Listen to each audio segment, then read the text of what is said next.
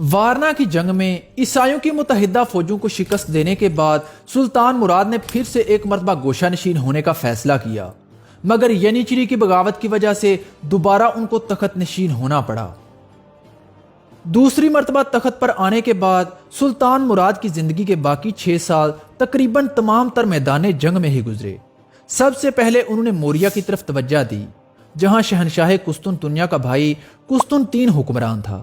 Constantin نے اپنے مقبوضہ علاقوں کی حفاظت کے لیے عثمانی علاقوں پر حملے شروع کر دیے تھے، جس کے بدلے میں سلطان مراد نے موریا پر حملہ کر کے اسے بھی اپنا باج گزار بنا لیا۔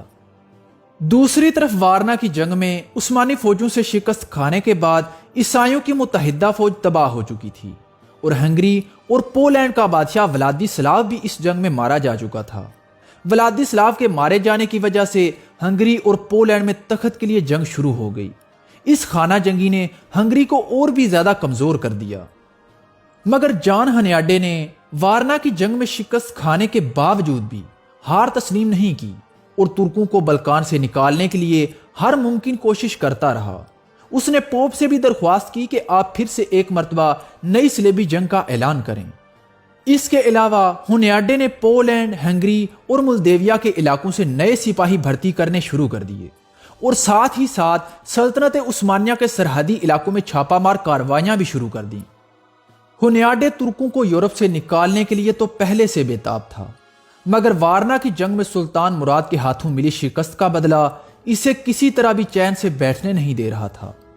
چنانچہ ہنیاڈے نے تمام عیسائی حکومتوں سے ترکوں کے خلاف مدد کی اپیل کی، مگر ولاچیا، جرمنی اور بوہیمیا کے علاوہ اسے کسی طرف سے بھی کوئی خاص امداد نہ مل سکی، کیونکہ سربیا اور بوسنیا وارنا کی جنگ کے بعد عثمانی ترکوں کے زیر تسلط آ چکے تھے۔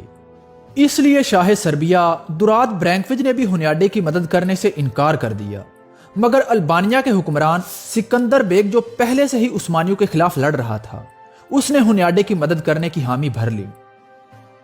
سلطان مراد کے ابتدائی دور حکومت میں البانیا کی ایک ریاست کے امیر جان کاستریو نے دولت عثمانیہ کی اطاعت قبول کر لی، اور بطور ضمانت اس نے اپنے 4 بیٹے سلطان مراد کی خدمت میں بھیج دیے۔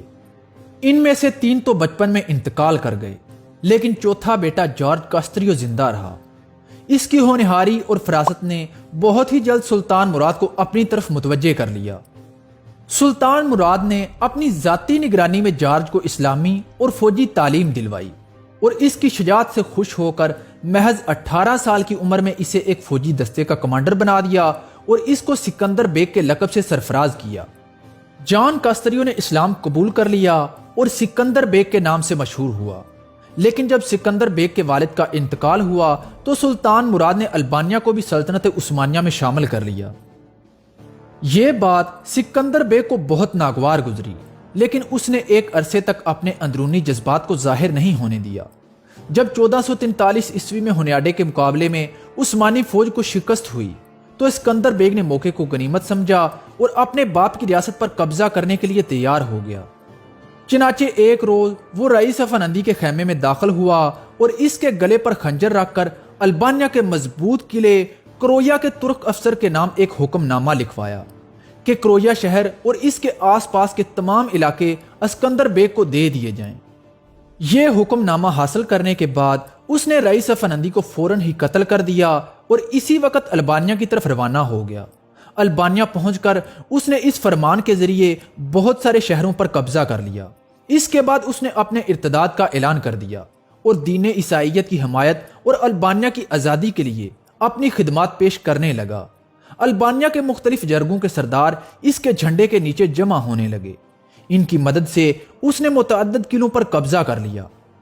سکندر بیگ البانیا میں عثمانی فوجوں کو شکست دیتا ہوا ایک فاتح کی حیثیت سے اپنے آبائی علاقوں میں داخل ہوا۔ اس کے بعد تمام قومی امراء نے اسے اپنا سردار تسلیم کر لیا اور تقریباً 25 سال تک وہ عثمانی ترکوں کا مقابلہ کرتا رہا۔ البانیا کے پہاڑی دروں کی وجہ سے عثمانی فوجوں کو کبھی بھی کھل کر لڑنے کا موقع نہیں ملا، اور متعدد کوششوں کے باوجود بھی البانیا سلطان مراد کی زندگی میں پوری طرح فتح نہ ہو سکا۔ ہنیاڈے اور سکندر بیگ کے درمیان یہ معاہدہ طے پایا کہ وہ مل کر سلطان مراد کا مقابلہ کریں گے، لہذا ہنیاڈے اپنی فوجوں کے ساتھ ہنگری سے نکلا اور سربیا میں داخل ہوا۔ شاہ سربیا دراد برینکویج سلطنت عثمانیہ کا حلیف تھا، اس لیے اس نے عثمانیوں کے خلاف ہنیاڈے کی کسی بھی قسم کی مدد کرنے سے انکار کر دیا، جس کی وجہ سے ہنیاڈے کی فوجوں نے سربیا میں داخل ہو کر لوٹ مار شروع کر دی۔ شاہ سربیا دراد برینکویج ہنیاڈے کی فوجوں کی تمام نقل و حرکت کی خبریں سلطان مراد کو بھیج رہا تھا۔ ہنیاڈے اور سکندر بیگ کا منصوبہ یہ تھا کہ سکندر بیگ اور ہنیاڈے کی فوجیں البانیہ کی سرحد پر اکٹھی ہو جائیں گی اور پھر عثمانی سلطنت پر حملہ کر کے سب سے پہلے سلونیکا فتح کریں گی اور اس کے بعد ادرنا پر قبضہ کر کے ترکوں کو یورپ سے نکال دیں گی، اور اگر سلطان مراد ان کے مقابلے میں آئے تو ان کی متحدہ فوجوں کے لیے عثمانیوں کو شکست دینا مشکل نہیں ہوگا۔ اس بات میں کوئی شک نہیں ہے کہ سکندر بیگ اور ہنیاڈے اس وقت یورپ کے سب سے اعلیٰ اور بہترین جنگی کمانڈر تھے۔ اگر ان کا یہ منصوبہ کامیاب ہو جاتا تو وہ ترکوں کو یورپ سے نکال بھی دیتے، مگر سلطان مراد کو شاہ سربیا کے ذریعے ان کے ہر منصوبے کے بارے میں خبریں مل رہی تھیں۔ لہذا سلطان مراد نے خود آگے بڑھ کر ہنیاڈے کو روکنے کا فیصلہ کیا۔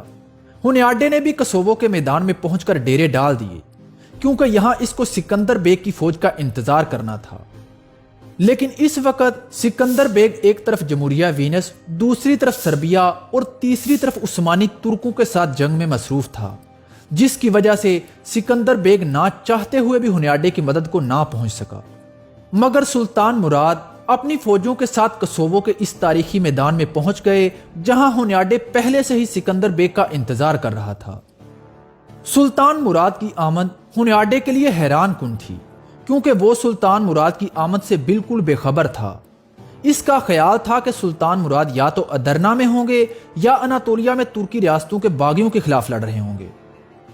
کسووو کے میدان میں پہنچ کر سلطان مراد نے اپنے ایک فوجی دستے کو میدان جنگ کی ایک طرف اونچی پہاڑی پر قبضہ کرنے کے لیے روانہ کیا، مگر ہنیاڈے نے عثمانیوں کی آمد کی خبر ملتے ہی اس پہاڑی پر قبضہ کر لیا۔ اس پہاڑی سے پورے میدان جنگ پر نظر رکھی جا سکتی تھی۔ سلطان مراد نے اس پہاڑی کے بالکل سامنے اپنی فوج کو خیمہ زن ہونے کا حکم دے دیا۔ سلطان مراد کی فوج کی تعداد تقریباً 50,000 کے قریب تھی، جبکہ ہنیاڈے کی فوج کی تعداد 20 سے 30,000 کے درمیان تھی۔ جنگ کی شروعات ہنیاڈے کی طرف سے ہوئی اور اس نے اپنی فوج کے دائیں اور بائیں پہلو کو عثمانی فوج پر حملہ کرنے کا حکم دیا۔ یہ حملہ اتنا شدید تھا کہ عثمانی فوج کے دائیں اور بائیں پہلو اس حملے کو برداشت نہ کر سکے اور میدان جنگ چھوڑنے لگے۔ ان حالات کو دیکھتے ہوئے ہنیاڈے اپنے کلب کے ساتھ عثمانی کلب پر حملہ آور ہوا۔ عثمانی پہلو کا میدان جنگ سے نکلنا ہی تھا کہ عیسائیوں نے عثمانی کلب کو گھیرے میں لینا شروع کر دیا، جس کی قیادت سلطان مراد خود کر رہے تھے۔ عثمانی کلب میں موجود ینیچری کے دستوں نے عیسائیوں کا ڈٹ کر مقابلہ کیا۔ اسی دوران عثمانی فوج کے دائیں اور بائیں پہلو جو پہلے حملے میں ہی میدان جنگ سے بھاگ گئے تھے، واپس پلٹ آئے اور ہنیاڈے کی فوج پر پیچھے سے حملہ کر دیا۔ اس اچانک اور شدید حملے میں ہنیاڈے کی فوج کے دائیں اور بائیں پہلو تقریباً عثمانیوں کے ہاتھوں کٹ گئے، مگر ہنیاڈے کلب کے سپاہیوں کو بچا کر میدان جنگ سے نکل گیا اور پہاڑی پر پہنچنے میں کامیاب ہو گیا۔ ہنیاڈے کی آدھی سے زیادہ فوج اس حملے میں ماری جا چکی تھی۔ اس حملے سے بچ جانے والے سپاہیوں میں سے بھی آدھے سپاہیوں نے پہاڑی پر پہنچتے ہی ہنیاڈے کا ساتھ چھوڑ دیا اور گھروں کو واپس لوٹ گئے۔ آخر کار رات کی تاریکی سے فائدہ اٹھا کر ہنیاڈے بھی اپنے بچے کچے سپاہیوں کو لے کر فرار ہو گیا۔ اس جنگ میں 4,000 عثمانی ترک شہید ہوئے، جبکہ 6,000 سے لے کر 17,000 تک عیسائی قتل یا قید ہوئے، اور کسووو کی یہ دوسری جنگ سلطان مراد ثانی کی فتح اور جان ہنیاڈے کی شکست پر ختم ہو گئی۔ کسووو کی اس دوسری جنگ میں شکست کے بعد عیسائیوں کا یہ وہم بھی دور ہو گیا تھا کہ عثمانی ترکوں کو یورپ سے نکالا جا سکتا ہے۔ کسووو کی جنگ کے بعد سلطان مراد تھوڑا عرصہ ہی زندہ رہ سکے اور 9 فروری 1451 عیسوی کو ادرنا میں وفات پا گئے۔ سلطان مراد کے عدل و انصاف اور شریفانہ اوصاف کا اعتراف ان کے دشمنوں نے بھی کیا ہے۔ یونانی مورخین بھی ان کی فوجی قابلیت کے علاوہ ان کی اخلاقی عظمت کی شہادت دیتے نظر آتے ہیں، اور اس بات میں ترک مورخین بھی ان کے ہم نوا ہیں۔